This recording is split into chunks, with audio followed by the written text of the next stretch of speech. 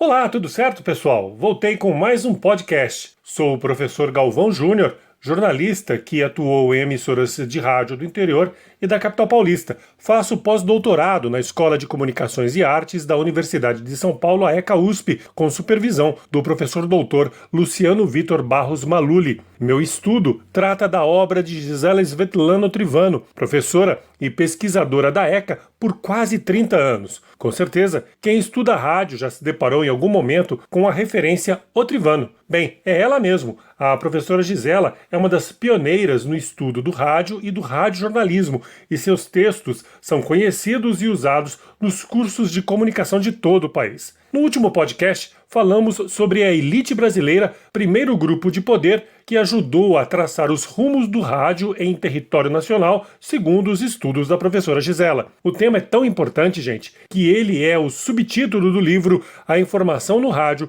os Grupos de Poder e a Determinação dos Conteúdos, escrito pela pesquisadora da ECA em 1985 e até hoje republicado e usado por estudantes e pesquisadores. Neste podcast, trataremos do segundo grupo de poder que definiu os caminhos trilhados pelo rádio brasileiro, o governo. Vamos conhecer mais um pouco da história do rádio?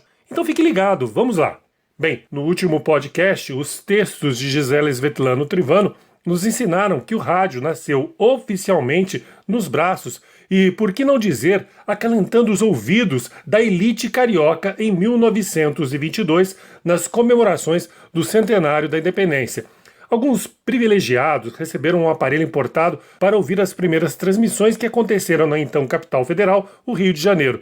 Para o povo, restou apenas algo parecido com alto-falantes que foram instalados na Praia Vermelha, pertinho do Pão de Açúcar. Porém, terminou a feira, terminou o rádio. A antena instalada no Corcovado foi desmontada, os rádios que estavam com a elite foram devolvidos e o assunto só voltou a ser retomado de fato novamente em 1923, quando surgiu a Rádio Sociedade do Rio de Janeiro, fundada por Roquete Pinto e Henrique Morrizzi. Os governantes foram determinantes para o rádio deixar de ser um deleite exclusivo da elite para se tornar o meio de comunicação mais popular do Brasil. Os políticos perceberam o poder mobilizador daquela caixinha que falava e, desde sempre, o rádio participou de todos os movimentos sociais da vida brasileira. O rádio ajudou a derrubar a República Velha, participou da Revolução de 1932, passou pelo Estado Novo e fez extensos noticiosos direto do fronte na Segunda Guerra Mundial. O rádio desempenhou importante papel no golpe militar de 1964, participou ativamente da redemocratização durante a Nova República e, pouco depois, fez ecoar país afora o processo de impeachment de um presidente da República eleito após a ditadura.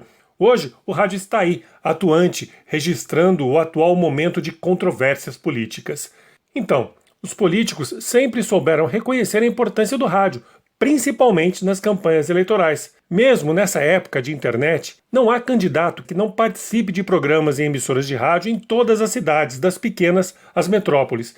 Isso ocorre porque o rádio chega a lugares que outros meios não conseguem, no mínimo, se atrever a entrar. Professora Gisela chama essa característica de penetração geográfica. Aliás, sabia que já tratamos deste assunto no podcast que fala sobre as características do rádio? Ainda não conferiu? Acesse então usp.br/cje/radiojornalismo. Repetindo, usp.br/cje/radiojornalismo.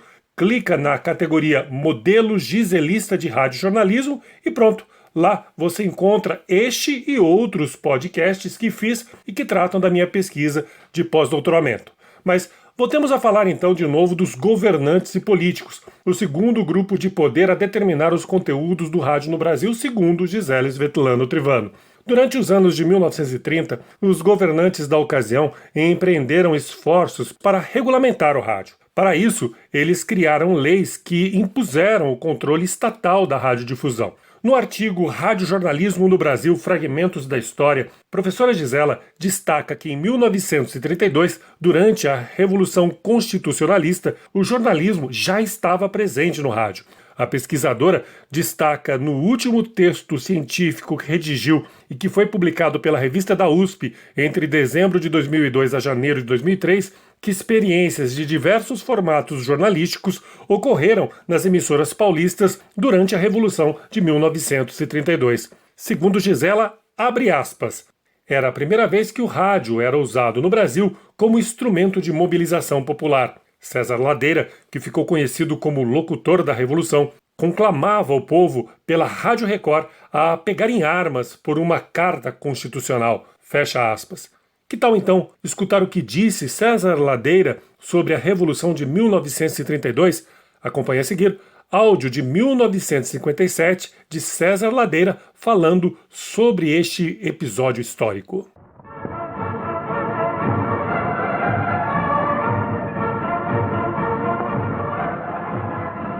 Esta música vibrante ecoava nos céus brasileiros como um toque de clarim. 1932 marcou uma etapa de civismo impressionante do povo paulista, de armas na mão, exigindo apenas o respeito à lei.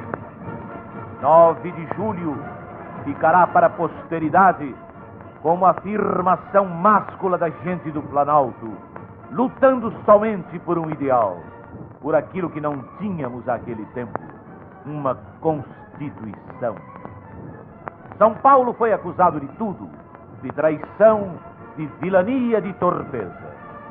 Chegaram até inventar que o movimento era separatista. Mas o tempo, soberano em suas determinações, se escoou, mostrando de que lado estavam a perfídia e a calúnia, com quem estavam a razão e a serenidade. Dias e noites gloriosas, de vigília e sofrimento, de angústia e expectativa, viveu a gente paulista de 32, nas trincheiras, nos altos postos, nos lares, nas consciências. Numa unanimidade estupenda, ombreavam-se em todos os mistérios as classes mais diferentes. O operário e o industrial faziam parte do mesmo batalhão de voluntários. Costureirinhas e senhoras de alta linhagem costuravam lado a lado os mesmos agasalhos destinados aos que lutavam nos vários frontes. Os bens materiais foram esquecidos num milagre de desprendimento e as filas se estendiam, imensas, com criaturas se despojando de seu ouro, de suas joias, para receber em troca um singelo aro de metal, definindo uma atitude que perdura até hoje como uma das páginas mais belas da Cruzada Paulista. Dei ouro para o bem de São Paulo. Para o bem de São Paulo, o que quer dizer para o bem do Brasil. Vencidos pelas armas, a vitória nos sorriu depois, logo depois, com a realização dos nossos objetivos. Afinal, nossa terra conseguiu sua lei magna pela qual nos batíamos. Não for em vão o sacrifício de tantos que regaram com seu sangue generoso e bom a Constituição brasileira, afinal promulgada. Esta música vibrante ecoava nos céus brasileiros como um toque de clarim. O rádio engatinhando naquele tempo foi a sentinela avançada do movimento redentor. Conclamou, incentivou, entusiasmou, e foi o bálsamo dos que duvidavam, esclarecendo, e foi o remédio dos que sofriam, informando, e foi o arauto dos que estavam distantes, e conosco solidários em espírito, mas desarmados, divulgando, unindo os mesmos ideais, sonhando os mesmos sonhos. Este foi César Ladeira, uma das vozes da Revolução, como foram chamados os locutores que mobilizaram a população paulista durante a Revolução de 1932. Getúlio Vargas, presidente provisório do Brasil à época da Revolução, foi o primeiro governante no país a notar a importância política do rádio. Segundo a professora Gisela, Vargas passa a usar o rádio dentro de um modelo autoritário. Tanto que, após a Revolução, o governo cria o Departamento Oficial de Propaganda, o DOP, que foi o embrião do programa há mais tempo no ar na história do rádio brasileiro. É claro que você já lembrou da Voz do Brasil, que desde 1934 é mantido obrigatoriamente no ar, transmitindo às 19 horas, de segunda a sexta, as proezas dos poderes executivo, legislativo e judiciário. Outra coincidência histórica. A trilha da Voz do Brasil é baseada na ópera O Guarani, de Carlos Gomes, que foi tocada na primeira transmissão de rádio no Brasil após o pronunciamento do presidente daquela ocasião. Vale lembrar que a interferência dos políticos e do governo nos rumos do rádio não ficou apenas na Voz do Brasil. Segundo a professora Gisela, esta ação começou bem antes, em 27 de maio de 1931, quando o decreto 20.047 estabeleceu como exclusiva a competência da União, ou seja, do governo, na concessão dos serviços de radiocomunicação. A justificativa é que o rádio era visto como um serviço de interesse nacional e de finalidade educativa. Na toada do controle estatal do rádio surgiram outras legislações, como a de número 1915, de 27 de dezembro de 1939, que criou o Departamento de Imprensa e Propaganda, o DIP, que era ligado diretamente à Presidência da República.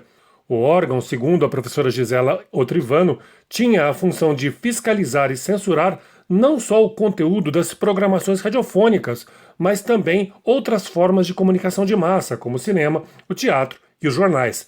Era tempo do Estado Novo ou da Terceira República Brasileira, regime político instaurado por Getúlio Vargas entre 10 de novembro de 1937 a 31 de janeiro de 1946, caracterizado pela centralização do poder, nacionalismo, anticomunismo e, por fim, autoritarismo. Bem, aqueles foram tempos difíceis, mas o rádio venceu tudo isso. Sabe por quê? Ainda há um terceiro grupo de poder importante nessa história contada pela professora Gisela Svetlana Trivano, que ainda não mencionamos. Quer saber qual foi? Então continue ligado nos próximos podcasts que fazem parte da minha pesquisa de pós-doutoramento.